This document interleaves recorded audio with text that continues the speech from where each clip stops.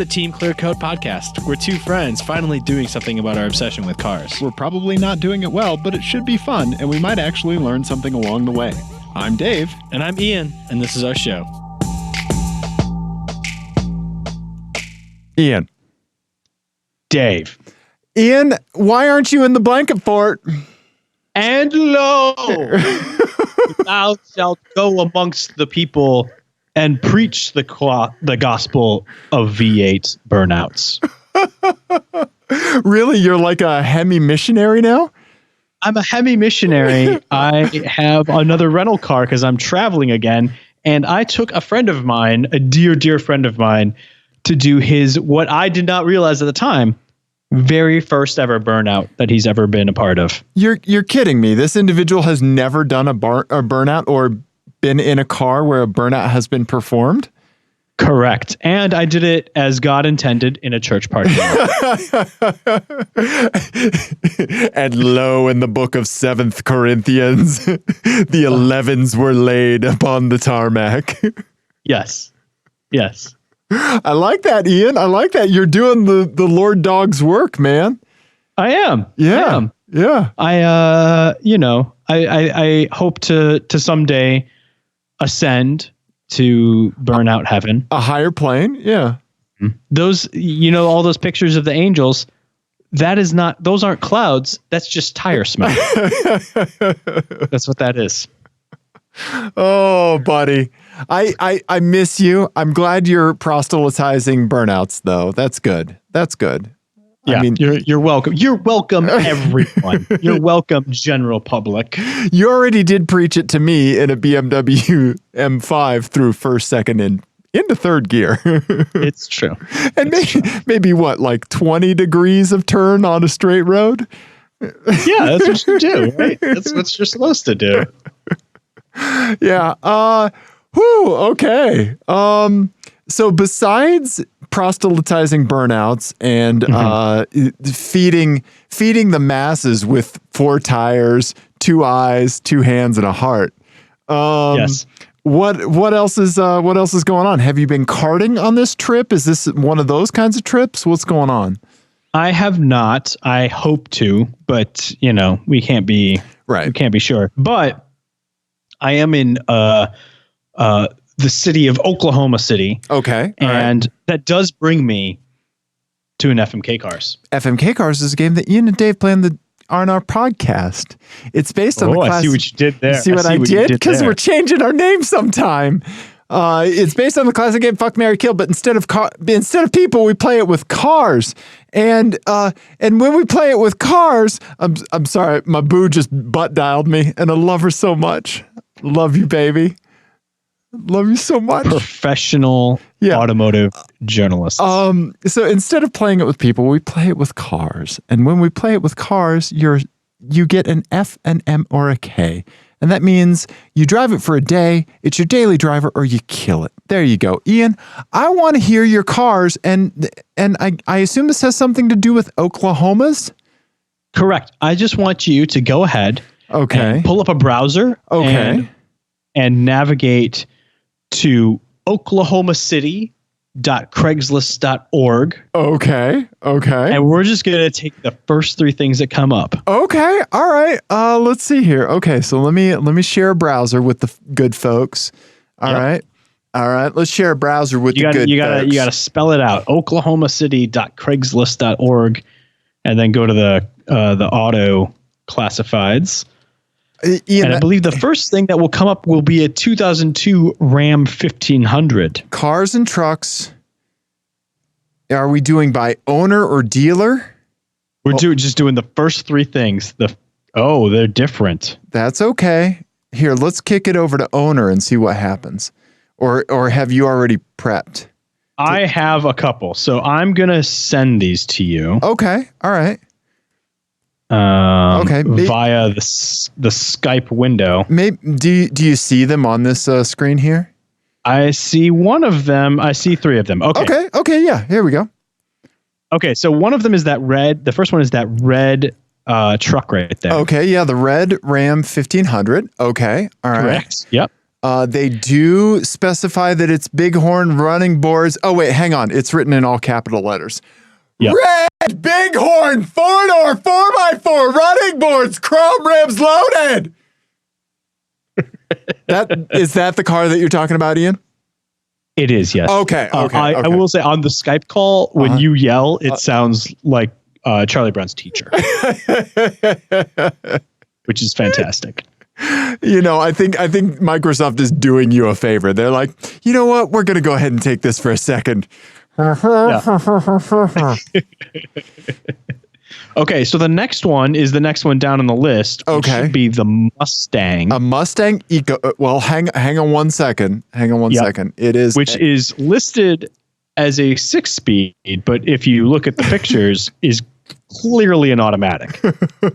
And this one is also in capital letters, so it's a 2016 Ford Mustang EcoBoost turbocharged, only 35k miles. RR backup cam. Yeah, Ian, whatever that was. I bought a bunch of hardware so that just specifically for me to scream into a microphone. Ian, what is all of this if it's not an excuse to do that? Yep. Okay. Yep. All right. Okay. All right. So the next one, is the school bus. You're gonna have to is the school bus. You're gonna have I want you. I know you're not supposed to lead each other on the FMK cars, but I'm gonna do it anyway. Okay. Just think of, and this is all I'm gonna say about it. Think of the possibilities. Okay. All right. Think of what you could do with that space. Okay. With the school and it's bus. like half the price of everything else that we looked at. Yeah, no kidding. It's only $8,500. Okay. Yeah. It's a GMC minibus. Okay. Ian, how much am I going to have to deal with the short bus jokes? I mean, all the time. Is there a racing team called Short Bus Racing? I don't know. Who's the compulsive Googler now? Yeah, exactly. Yeah, there's Short Bus Racing. Crap, somebody already has the name. We'd have to think of something more There's creative. A couple of them, it looks like. Yeah. Oh man, Ian, this one's tough because you and I could easily outfit that bus with a ceiling mounted small air conditioning unit, like an RV AC unit, if it doesn't already have one. I really would do it. What would you do with it? I got none of that because Skype fucking sucks. Okay, I said I want to know what you would do with that space. Sky's the limit. You could do anything with it. What would you do? Ian, I mean, let's not overthink this. This is a mobile podcast recording studio. And so we would drive around to all the racetracks and automotive events, and we would modify the sides so that it lifts up into an awning, and we would podcast for the people until we were asked to leave. I love that. Give unlimited resources. This is what you would do with your time. Still, Ian, I mean, I do have some quantity of resources, and this is what we're doing. Yeah, you're still suckered into it, whether you like it or not. Yeah. Hilarious. Your hotel Wi-Fi sucks butts right now. I'm getting the poor connection warning in Skype. It does suck. I'm so sorry. Yeah. Okay. So I think I'm going to marry the school bus and rope you into a mobile podcast recording studio lifestyle. But okay, you could put the family in this and take them to these events. Right? Yep. Yeah. I know your wife would absolutely love that. Yeah. Right. I was thinking, if it was me, I would make that into a karting team luxury vehicle. Right. Okay. Yeah. You would almost VIP build it. Right. Yeah. But with a mobile kart, shop in the back. Yeah. Yeah. Absolutely. Yeah. Yeah. I like that. Yeah. Mm-hmm. And then just posh velvet recliners. Right. Yeah. Yep. Okay. Or just have a TV for my wife playing like period costume dramas right on a loop. Yep. And then the carts in the back. Okay. And then a place for both of the boys. And then we would just drive to karting tracks, and everyone would be happy. I like that. I think that's a good choice. And then I have to say that the Mustang is a tempting marry, and here's why. I was talking to a coworker about the EcoBoost Mustang just the other day, and the EcoBoost Mustang is one of the very few like modern cars where you open the hood and you could absolutely work on everything that's under the hood of that car. There is so much space because it's meant to fit this big ass V8. But when they put a 4-cylinder turbo in there, like you can, like, it's like, oh, alternator, air conditioning compressor, like water pump, all this stuff is just like, you can touch it.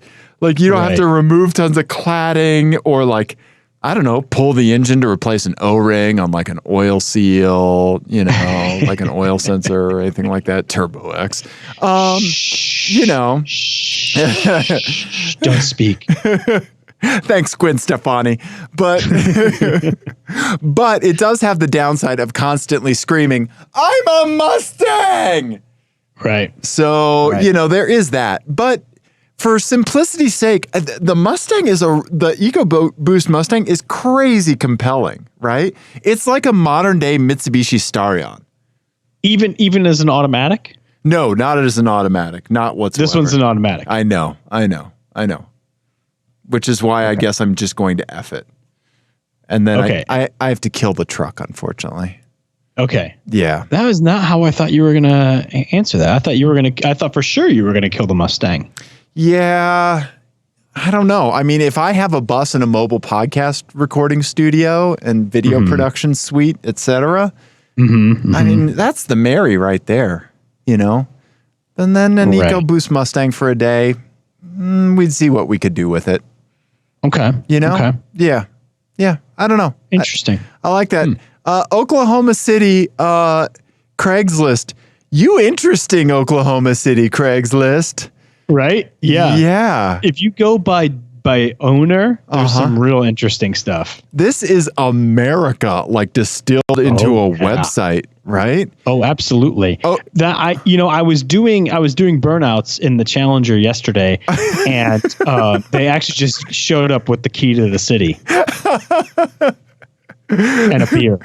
They gave me a beer. Yeah. Just a popped Pabst Blue Ribbon. Yeah. Look, it's like on the page, a 67 Mercury Cougar, an El Camino, all right, a Volvo S80, a Cadillac XLR, and then an Alfa Romeo Spider from 1975. Yeah, and then all of the pickup trucks. A little of everything. I think that bus though. For less than $10,000, right? You have a house essentially. No. Now, this is where, this is where we differ because you see a low entry price and you're in. But what you don't see is the attached costs. Okay. Right away, you have to repaint it or you have to vinyl wrap it. There's another grand and a half easy, right? Yeah. Okay. Right. That's okay. true. Because you're not a pedophile and you're not going to be trying to pick up school children. Right. Correct. Okay. So that paint needs to change. Too sweet. Right. Yeah. We need to make that unapproachable to minors. You can just rattle can that shit though. Ian, spray paint's expensive and it's not going to get you far. That's true. Okay. So yeah. Okay. All right. Fine. Okay. Ian, look. This is even cheaper, and it's a full bus. It's a 1991, and we wouldn't have to repaint it. We just have to black out the school logo, it has 100,000 miles on it. A church logo. Ian, oh no, we're buying this bus. The engine is worth more than I'm asking for the whole bus. It's a 44 passenger, runs and drives great down the highway. 5.9 Cummins. Oh, wow. Okay, Ian, screw the school bus. We're both marrying this. Yeah. Yeah. Yeah, it's true. Right? I want a car at some point that has stairs. That's how you know you've made it. Right. When you have to climb into your car. That's how you know you've made it. When your car has railing. Right. When it registers on your Fitbit that you've entered your car, Yeah. that's how you know you've made it. Yep. I like that. That's really good, Ian. That's really good. Yeah. Nice, buddy. Nice. Oklahoma Craigslist. You crazy. They are. It is crazy. Yeah. Yeah.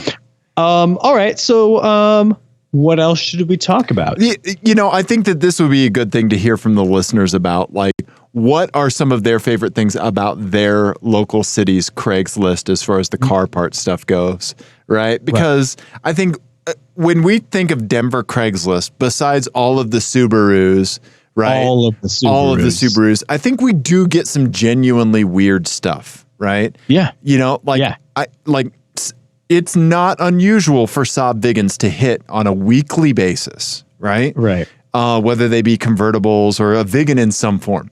But you hit up like Missouri, Phoenix, you know, any of these like big cities around us, not a hit, right? Right. Yeah. So I don't know. I feel like Denver's kind of a weird one. So I'd really like to hear from folks like what they like and what they don't like about the Craigslist like vehicle offerings in their area. Or just like how you know you're on your local city Craigslist. Like if you were metaphorically blindfolded and dropped on that corner of the internet, how do you know you're in your city's Craigslist? Right. And that you haven't wandered into like a nearby or, you know, other city. Yeah. Right. What's going to let you know you feel at home? Yep. Right. Yeah. Yeah. Huh. I like that. Ours is definitely, you know, Subarus and like lifted Foresters. Yeah, and comes with snow tires. Yeah, right. Yeah. I like that. I like that, Ian. That's a good idea. Yeah. So let's see. So I want to talk more about our Rocky Mountain Driving Experience 2019, RMDE. Yes. Yeah. So I would love to talk about that. Let's talk about that. I'm first going to talk about it by not talking about it. Okay. So when I was driving up there, I was in, what was I in? I was getting out of the BMW the BMW M850i. Which we will talk about. We will talk about today. I was getting out of that and into the Fiat. Oh, the 500X. Yes, the 500X. But on the way, there was a stop where, there were restrooms and vehicles change and stuff like that. So while we were in this parking lot, a gentleman pulled up in this, Ian, right here. A Jeep Scrambler. Oh, awesome. We had a Gladiator with us, and he had a Scrambler. Oh, sweet. Okay. So, of course, Andrew Gans and I were just like, oh, Scrambler. And we just like gravitated to this. And the guy in the frame right here, there we go. The guy in the frame right here, I can't remember his first name. I think it's Keith. I'll have to look because, yes, it is Keith. And we'll get into that in a little bit. He's a military veteran. He is an incredibly awesome guy to talk to. This is Keith right here. This is his Scrambler. He bought it from the original owner or original family owner. With only, I think, 60 some odd thousand miles on it. Oh, wow. And it was their farm truck. Oh, cool. So, like, look at this, like, patina, right? Yeah. And I mean, it's been used as a farm truck. It's a Are we going to address what's happening at the front? Yeah, I mean that's for farm stuff. Okay, it's just stuff welded on. Yeah, for farm stuff. Snow plows, etc. Yeah, that's awesome. You learn real quick that farmers know how to weld. Well, yeah, they have to fix their own stuff all the time. Yeah, they're gonna make shit last. Yep. So Andrew and I talked to Keith. He's a fantastic guy. I left him a note after we had talked because he was getting picked up by some fishing friends in a Mustang, and they were running up to go fishing, right? So he left the Scrambler there, and I love this picture because we have a Jeep Wrangler, a Jeep Grand Cherokee, and a Scrambler all in the same frame. Yeah. Right. And let's see here. I have a couple more pictures. Here's the back end. It's got, the wooden bed inserts there. You would not believe how clean the engine was. It was fantastic. Yeah, it was great. It looked amazing. And he said he loves driving it. So after he left, I left him a note and we exchanged some text messages. So cool. Keith is going to write a book. He's working on a book. He was instrumental in creating the American Paralympic snowboarding team. Wow. And that inside of the Paralympic Games. And so he has an amazing story to tell. And of course, when he writes his book, we're going to have him on the show and definitely hear all about it, whether we Skype him, whether he comes down, whatever happens. So that's awesome. I've got his phone number in my phone, and we're looking forward at some point to having Keith on the show. But that was an awesome thing to see the Scrambler, especially when, there's the Scrambler, there's the Wrangler, and then there's the Gladiator right there, Right. Yeah. Yeah. Right. That's super cool. Yeah. Yeah. So, Rocky Mountain driving experience, not driving that, but seeing that's a really cool thing to see, Yeah, absolutely. Right. So let's get into some RMDE stuff. All right. Okay. So there's stuff I drove that you didn't, but let's talk about that a little bit later because I've been talking your ear off. Let's get into the BMW M850i, Ian. Yes. So yes, I drove it from outside of Denver down to all down through Pine Junction and down that Highway 126. Awesome twisty roads that I'm really familiar with because I go mountain biking at Buffalo Creek all the time. And so I know all the twists and turns, and it is a wonderful road to drive on. What road did you have it on? I had it on 285. So some of the bigger stretches of 285. Okay. All right. Which is it's not, for anyone who doesn't know, it's not very twisty and turny. It's kind of big open sweepers and big straightaways and that sort of stuff. Okay. But it's still a mountain road, right? So it's not highway cruising, but it's not also super technical. So it's sort of in between. Okay. All right. We had the convertible version. And we did have the convertible. For anybody who doesn't know, Ian, what kind of engine setup is in this thing? This is it is the V8 twin turbo. Yeah. 4 liter, right? Yeah. And it is hefty. It is. It is a hefty car. I think it's all-wheel drive, right? Correct. Yep. And it makes a lot of power. It makes a lot of power. It does. So here's my overwhelming thought on it. I'm just going to go right. Yeah, yeah. I didn't love it because this car is, sir, $130,000. You are that when I laughed, I also tooted at the same time. That caught me. That price catches me by surprise every time. That's what Mabu and I call a loot when you laugh toot out of surprise. You're learning a lot about me tonight. I heard somebody say, I can't remember who said this, but when you sneeze and fart at the same time, they call it a screenshot.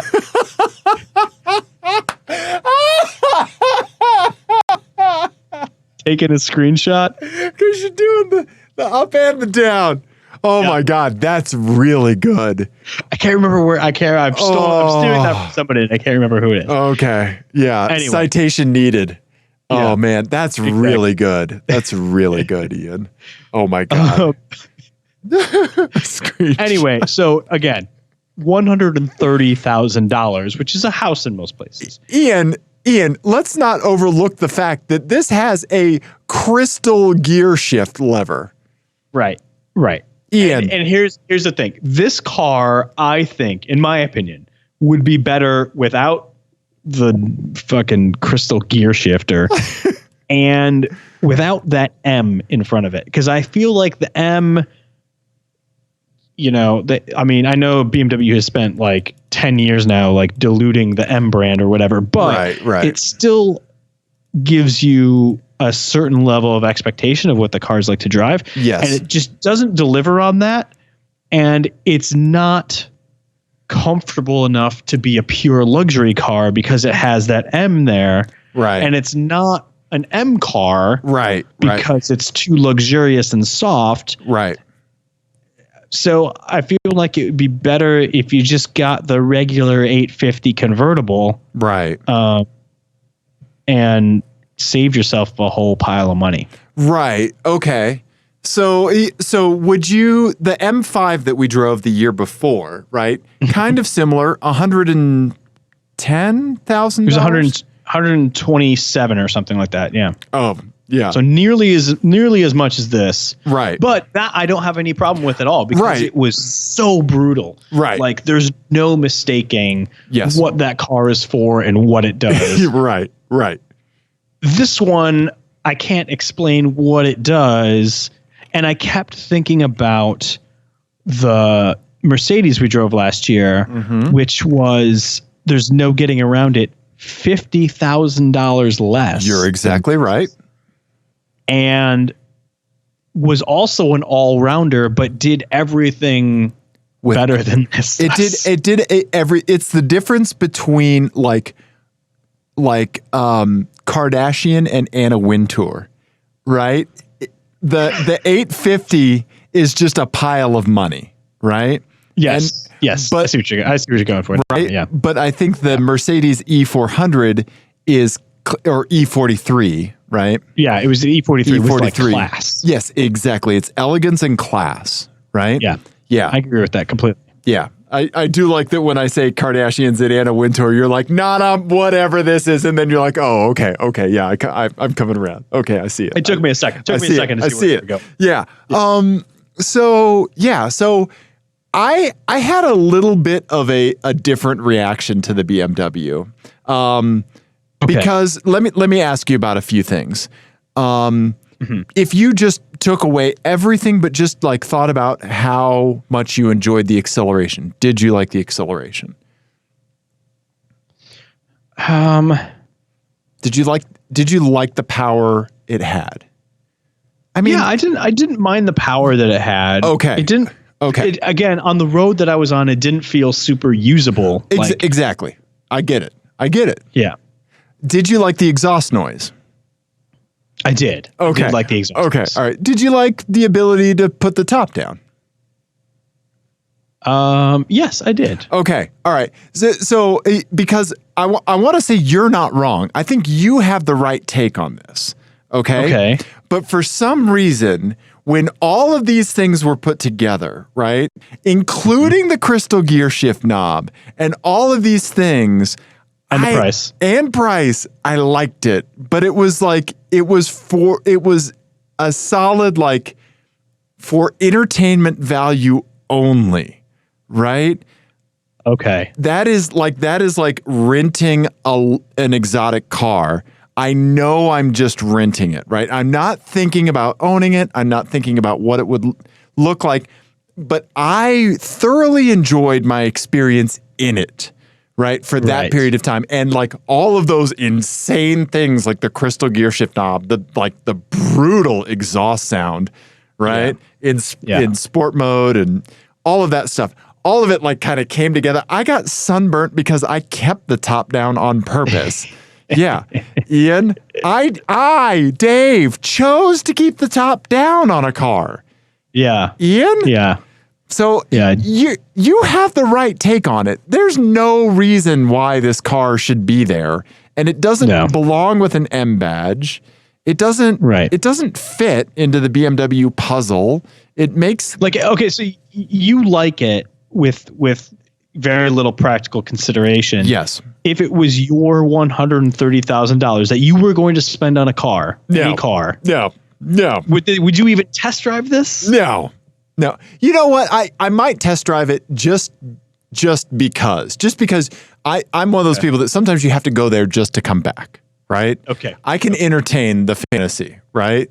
But Right. and I can see how people would get kind of caught up in the magic and the whimsy of this car because it's a cartoon. It's a little ridiculous, right? It's very ridiculous. Right. It has a crystal gear knob and also it's enormous. It's a big car. Yeah. It's big. And it feels big. And I have to say, if you could distill buyer's remorse into a vehicle, this may be it.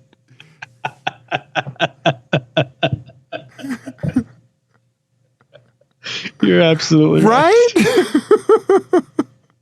Right, because you would be on that high from having this crazy car, and then in the morning you go to your garage and you'd be like, "What the fuck did I do?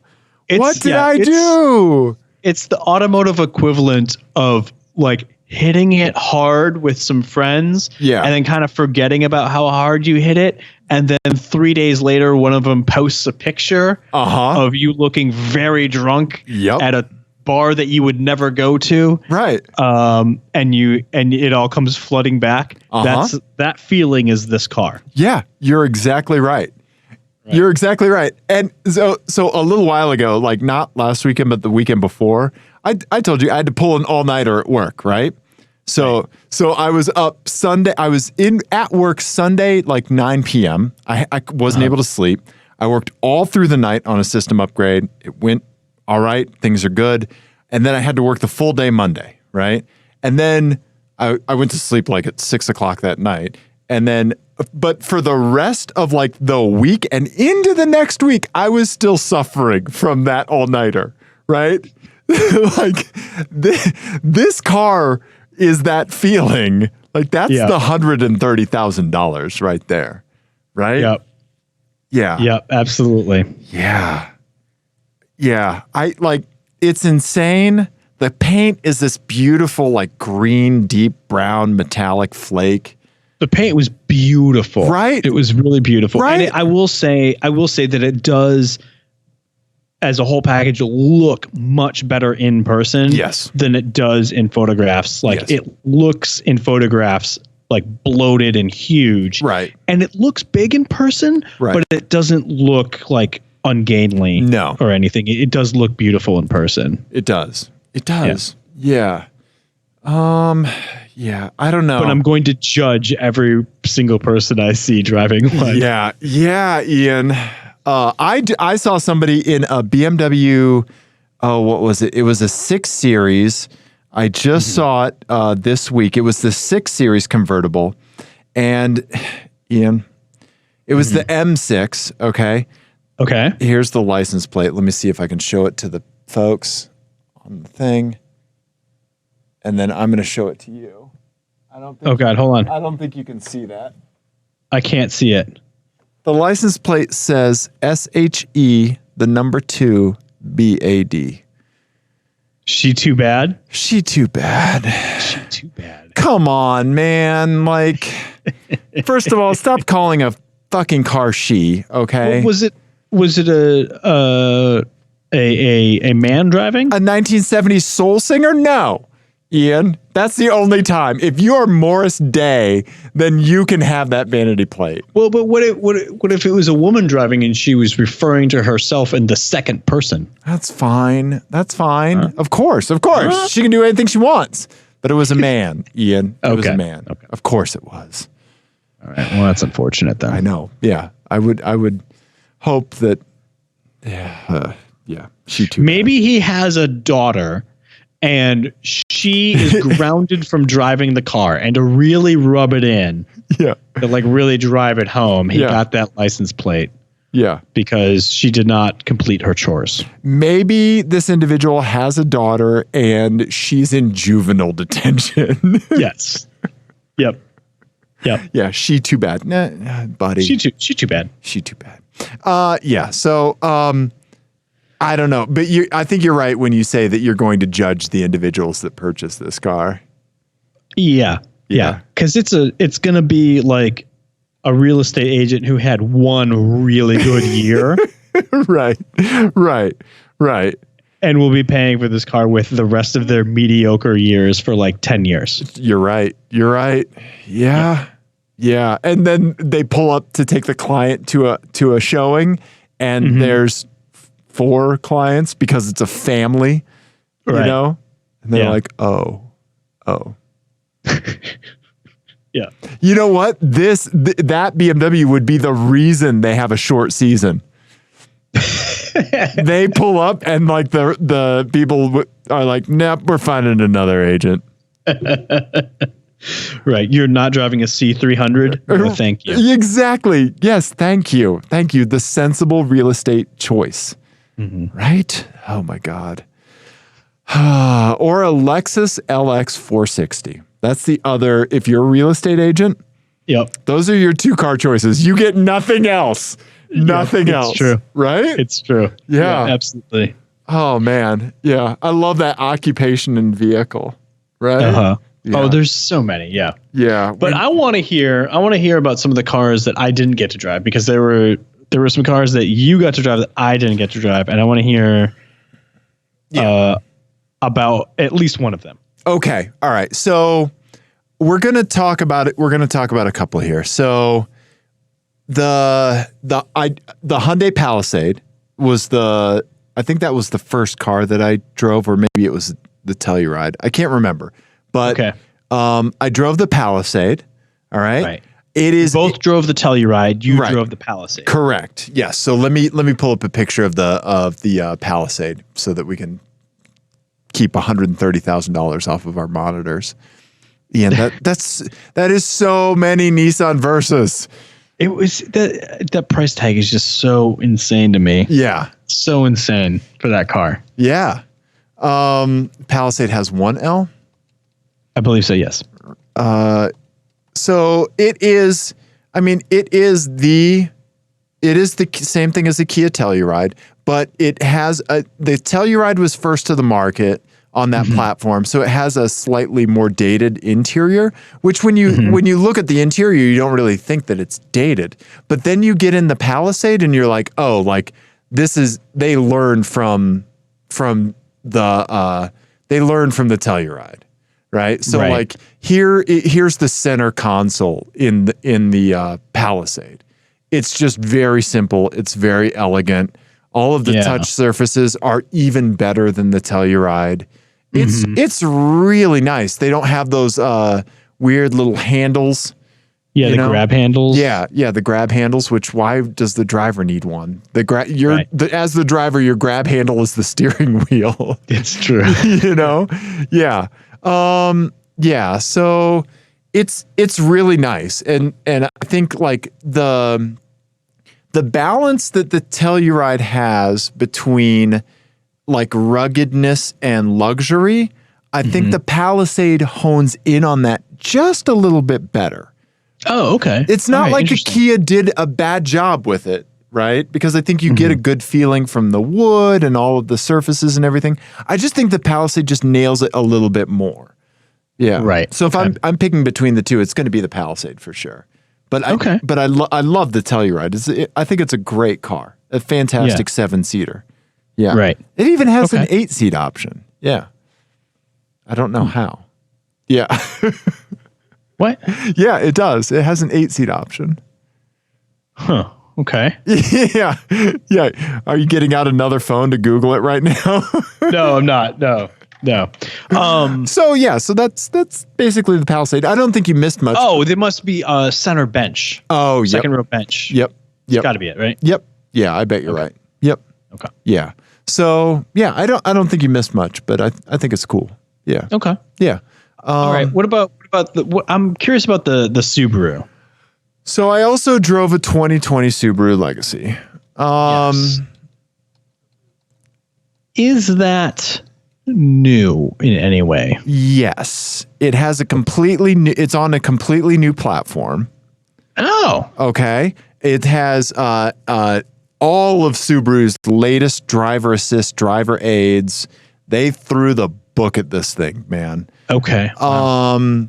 So let's see here. Let's look at some images. So while you're looking that up, let me just preface this conversation by saying that my relationship with Subaru is complicated because like it's like if you were really into like an indie band and then that indie band like blew up. Yeah. Okay. Okay. Like I would have considered myself a Subaru fan.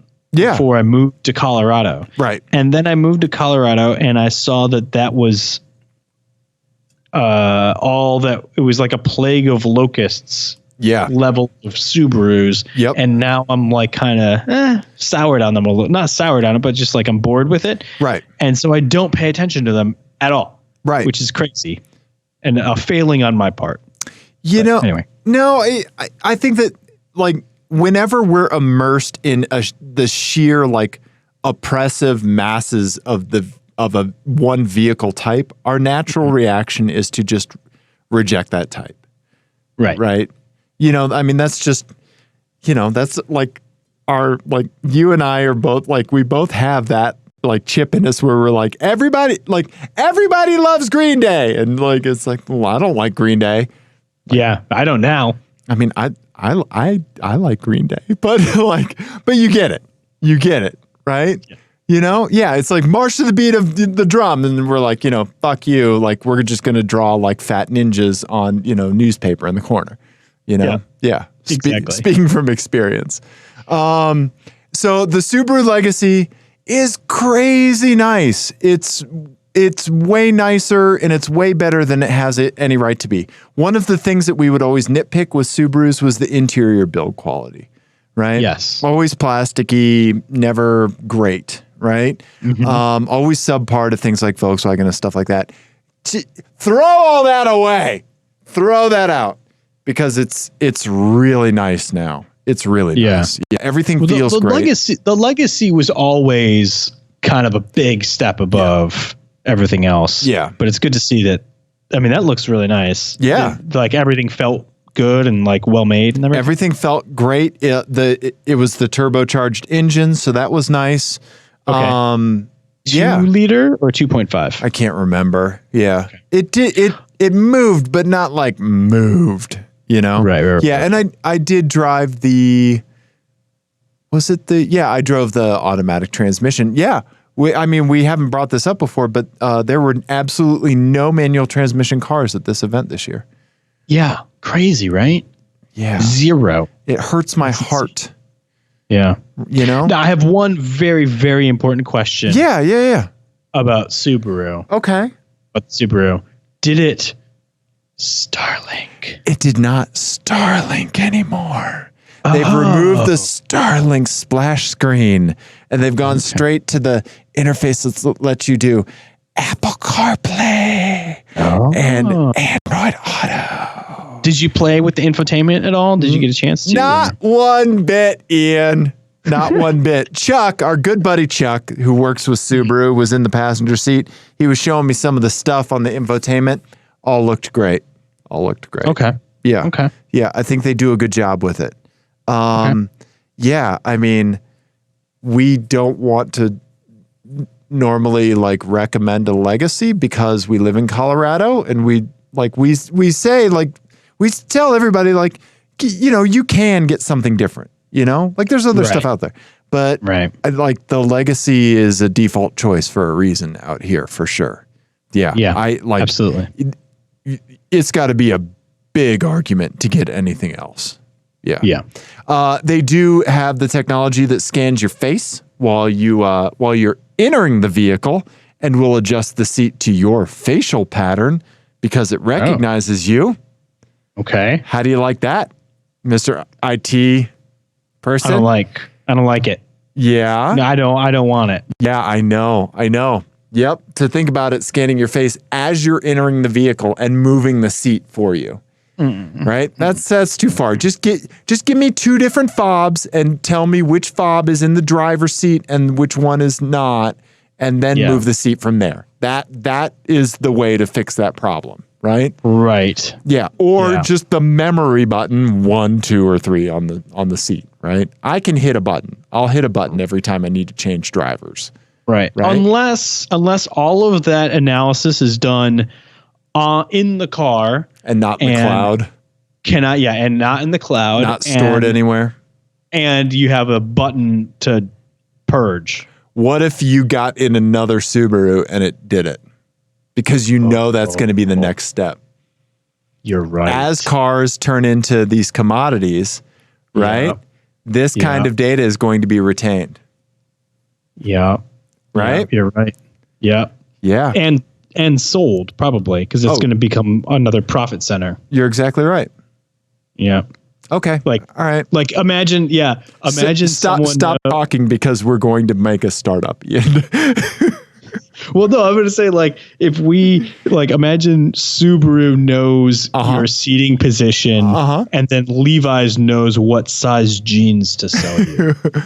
or Subaru, the nav system knows where you're going, right? This is Ian. He's not going to Target. He's going to the record store, right? Yeah. Let's serve up some ads for Ortofon needles, cartridges to his phone. Yep. Right? Yep. To his phone that's paired to the Bluetooth. Yeah. Yeah. We get crazy big brothery sometimes, but there's a reason Facebook has the value it does because it's been selling so much data.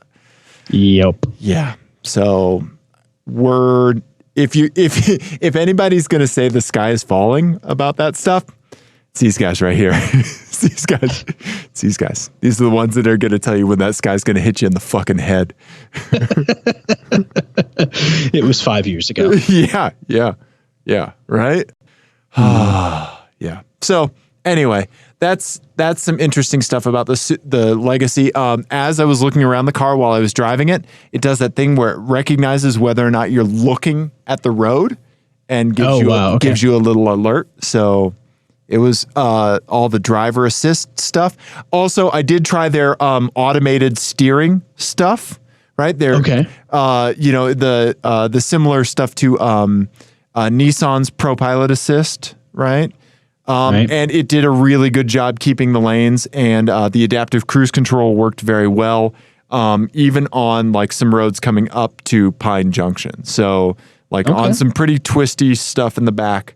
Nice. I had set the cruise control perfectly acceptable limit, and it went through turns. It did really well. Yeah, that's awesome. That I am very well adapted to my Infinity's cruise control, right? Mm-hmm. And so I've already made that leap of trusting it, right? Right. The Subaru took it to the next level where I had to make another leap in trust, and it delivered. Okay. Yeah. All right. So I don't know. Yeah. That's a much better review than I thought you were going to give. It's not the car for me, but it could be the car for you when the boys are older. Yeah. Yeah, I could see that. I've always actually really liked Legacies. Yeah. Instead of the R32, got very close to buying one of the Legacy GT Spec Bs. Oh yeah, Do you remember that car? I do, and I really, really liked those. Yeah. It is a great car. I wonder what those are going for now. Yeah. But they were just a really subtle update. Yep. Yeah, they were really nice. They were. I really liked the taillights on them. Mm-hmm. Yeah. They're super cool. Yeah, I thought they were great. Those were good cars. Good wagons, good cars. Yeah. Right? That's for we don't give the Legacy its due. No, we don't. Yeah. But I mean, Subaru's delivering. Yeah. Mm-hmm. For sure. That's a good that's good. That's a good looking wagon right there. Yeah. Yeah. I mean, how can we argue with something like that, right? That's awesome. What you need to get instead of the Turbo X right there. Yeah. You're absolutely right. Yeah. So do it. See if it's on Oklahoma City's Craigslist. Yeah. And then so I rode with I drove with Brenda with Toyota in the passenger seat as we drove from Pine Junction down in the Corolla 2020 Corolla XSE. It's a 2-liter engine, normally aspirated, and it was slow. Okay. This is the wrong altitude for the car. Yeah. But other than that, it felt good. But yeah, I don't really have much to say about it. That versus the Legacy, they're kind of in similar. And we've lost Ian. Was the inside He's and frozen. Features and all that. Oh no. Yeah. Am I still gone? Am I there? You're there, but you're very pixelated now. Oh no. Yeah. Hotel Wi-Fi. You've done it to me again. Yeah. Why do you not spring for the premium Wi-Fi? There is no option at this hotel for premium Wi-Fi. Yeah. Otherwise, I would have sprung for it. Believe you me. Yeah, I know, buddy. So, you were saying? I was just wondering how the interior and features and stuff compared to the Legacy in the Corolla. Legacy is a huge step above that, and I'm sure that's reflected in the price as well. Yeah, I don't think they're competing vehicles. Yeah. Okay. Yeah, I think it would be Impreza Corolla, Legacy Camry, right? Yeah, you're right. But but Toyota does have one thing that I would really like to drive. Toyota has a hybrid version of the Corolla, right? So, and it's not necessarily hybrid for just fuel economy. It's hybrid for performance as well, Right. So I would love to give that a drive. I rode in a hybrid Lexus ES one time, and the thing freaking scooted, man. Yeah. Yeah, right? Yeah. Yeah, absolutely. Yeah, that was when I had the silent Russian driver that was very quiet. And I was texting you and I was like, I'm going to tell him this is a really nice Camry and then he's going to murder me. Yeah. We never heard from Dave again. He told a Russian. I love it. He told a Russian he liked his Camry when it was a Lexus. Yeah.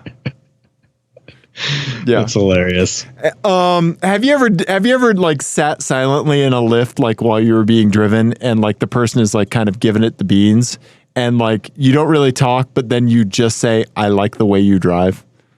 I have not done that. I usually just if I'm in the back seat, if I head down in the back seat, I commit to being quiet. Okay. You're I'm not going to break the seal. Yep. Okay. Yep. Okay. I like that, Ian. I like that. Ian, I think we have some more stuff to talk about from RMDE at a later date. We want to talk about the Mazda 3 all-wheel drive sedan that was there. That's a great car. We're going to get stuff. We're going to do a show that includes that. So I think it's time to wrap up for this evening before your Wi-Fi completely degrades. But I do want to go out on kind of a somber note. And I apologize. I know on these Skype shows, I talk way more than you do, and I hate that.